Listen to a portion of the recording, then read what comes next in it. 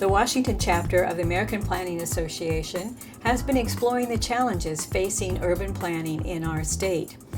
As a result of our efforts, we've produced discussion briefs, resource guides, and other products useful to planners in local communities. Those are now posted on our website. This video is one of a series of videos produced by APA directed toward elected officials and local community citizens.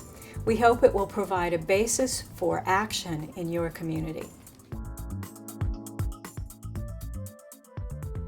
You've probably seen the headlines that your neighborhood can either increase your life expectancy and quality of life or have the opposite effect. The good news is local government can affect the health of their community. They can increase access to healthy food and opportunities for active living that will improve the health of seniors, children, and all members of their community.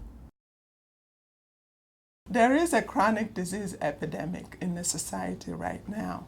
80% of deaths in this society are due to chronic diseases. Diseases like cancer, heart disease, diabetes, asthma. The rates in the Northwest are some of the best in the country.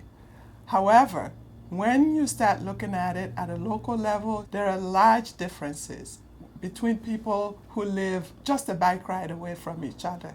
So, what is it that communities can do to improve these conditions?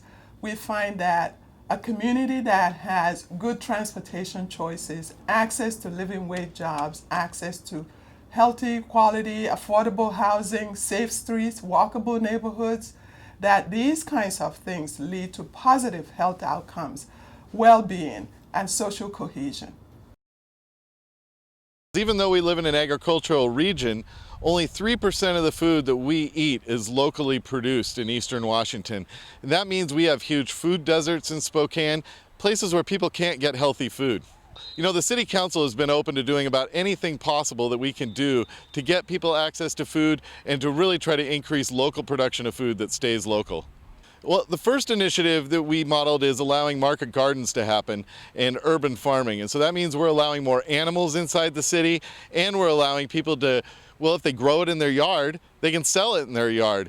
We've seen people now that set up little markets, little mini farmers markets in their own neighborhoods, yard to yard to yard. We formed a food policy council, and we're really trying to map the resources of Spokane and then come up with a food action plan for the next 10 years. Communities have a great opportunity. We're living longer and we're contributing more. Look at the numbers. We're doubling in age 65 plus within the next decade, and tripling when it comes to age 85 plus. There are three characteristics of what makes for an all-age friendly city. First, physical environment. How are we in terms of social engagement as far as parks and recreation, housing and mobility options?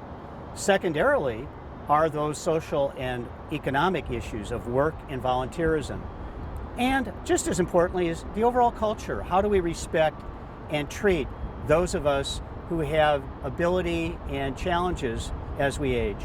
For communities that have limited resources, one very vital first step is to use engagement, take advantage of tools AARP and others have to have neighborhoods assess, do an audit of how walkable and designed are their neighborhoods when it comes to aging and ability. The best way to plan for public health is to make sure that you're including all modes in your transportation planning. So you want to make sure that people can walk, they can bike, they can take transit, so that you're really encouraging active transportation.